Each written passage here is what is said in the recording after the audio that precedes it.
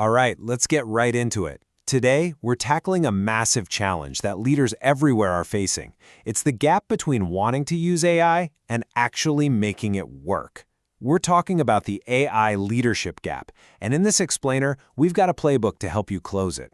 So let's start with the ambition, right? I mean, look at this number. A whopping 82% of executives see AI as absolutely critical for their future. This isn't a nice to have anymore. For them, it's about survival. Okay, but then reality hits, and it hits hard. Nearly 3/4 of those same leaders, 74%, admit they are seriously struggling to actually get it off the ground. The ambition is there, but the execution? It's just not happening. And that disconnect is what we're calling the AI leadership gap. You know that feeling when deploying AI just feels like a frustrating, endless grind?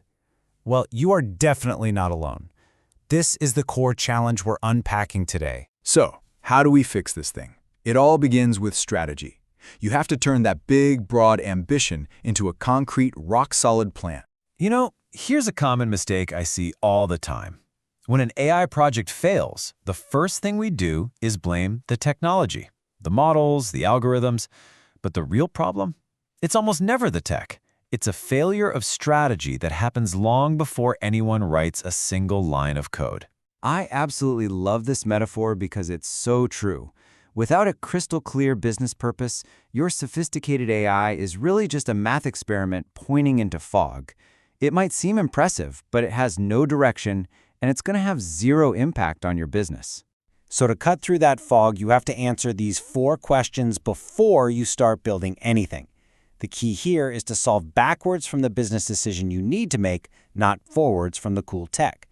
This one simple shift forces clarity and purpose into every single project from day one. So once and only once your strategy is locked in, then you can start thinking about technology.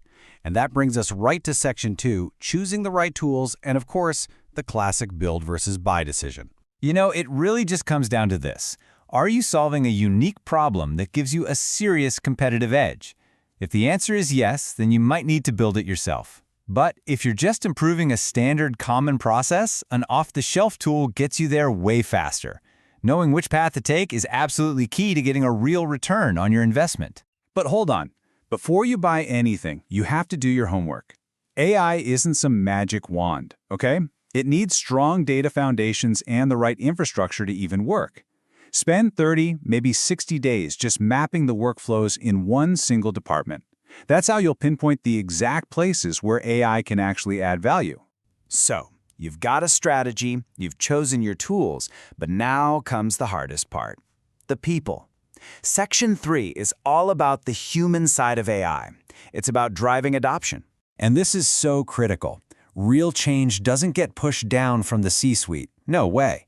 It happens in the middle of the organization. Your most important allies, your biggest champions in any AI initiative are going to be your frontline managers, period. So why are they so important? Because they're the ones with real credibility. They know the work inside and out, they're not afraid to be critical, and their teams actually trust them. If you can convince your frontline managers that an AI tool will genuinely make their lives and their team's lives better, you've already won half the battle. To empower these managers, you need to equip them with new skills. And one of the most important is the workflow audit. It's basically a process where a manager breaks a job down into individual tasks to see where AI can help. Can it augment the work, accelerate it, or even outsource it? This is becoming a core leadership requirement now. But how do you know if any of this is actually working? That brings us to our final section, measuring what really matters, to make sure all this AI stuff is delivering tangible value. You need to track 2 different things. Your leading indicator is adoption. Are people actually using the tools? Are they using them safely? That's your early signal. But your lagging indicator, the ultimate goal, is the business outcome. Is all this activity actually moving the needle on your key metrics? You have to measure both. You can measure how sophisticated your adoption is with an evolving AI fitness score. But just remember, the definition of good is a moving target. What's considered advanced AI use today is going to be pretty mediocre in 6 months. Your measurement has to evolve right alongside the technology. As we wrap up, think about this for a second.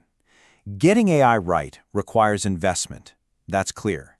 But the cost of inaction, the cost of letting your competitors figure this out first, is so much greater. Every month you wait is a competitive advantage you're just handing over to someone else. The AI revolution is happening, with or without you. That train has left the station. So the only real question is this: is your organization going to be defining the future, or is it going to be defined by it? The time to close the leadership gap is now.